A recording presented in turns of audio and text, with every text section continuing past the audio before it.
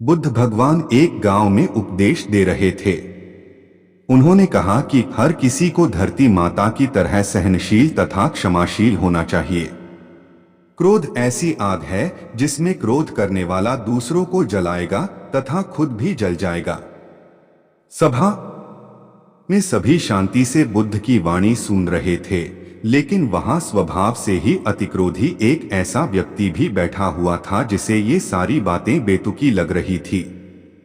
वह कुछ देर ये सब सुनता रहा, फिर अचानक ही आग बबूला होकर बोलने लगा, तुम पाखंडी हो, बड़ी बड़ी बातें करना यही तुम्हारा काम है, तुम लोगों को भ्रमित कर रहे हो, तुम्हारी ये बातें आज के समय में कोई मायने नहीं रखती। ऐसे कई कटु वचनों सुनकर भी बुद्ध शांत रहे। अपनी बातों से ना तो वह दुखी हुए, ना ही कोई प्रतिक्रिया की। यह देखकर वह व्यक्ति और भी क्रोधित हो गया और उसने बुद्ध के मुंह पर थूककर वहां से चला गया।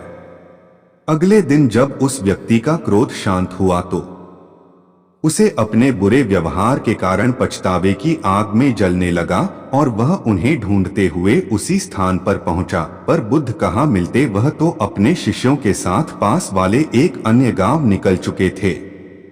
व्यक्ति ने बुद्ध के बारे में लोगों से पूछा और ढूंढते ढूंढते जहां बुद्ध प्रवचन दे रहे थे वहां पहुंच गया।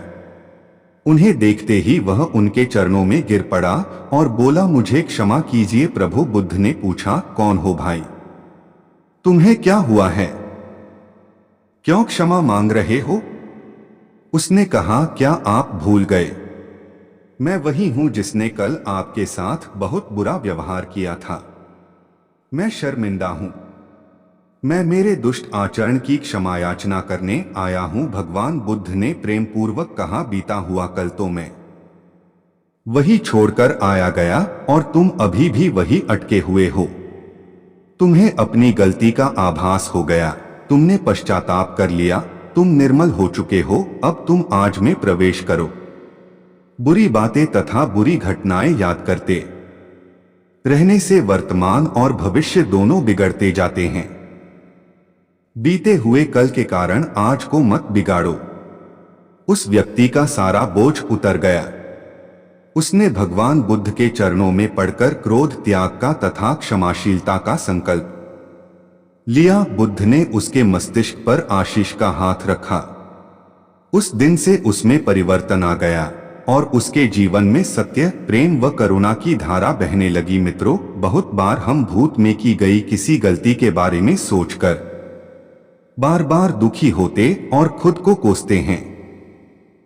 हमें ऐसा कभी नहीं करना चाहिए। गलती का बोध हो जाने पर हमें उसे कभी ना दोहराने का संकल्प लेना चाहिए और एक नई ऊर्जा के साथ वर्तमान को सुदृढ़ बनाना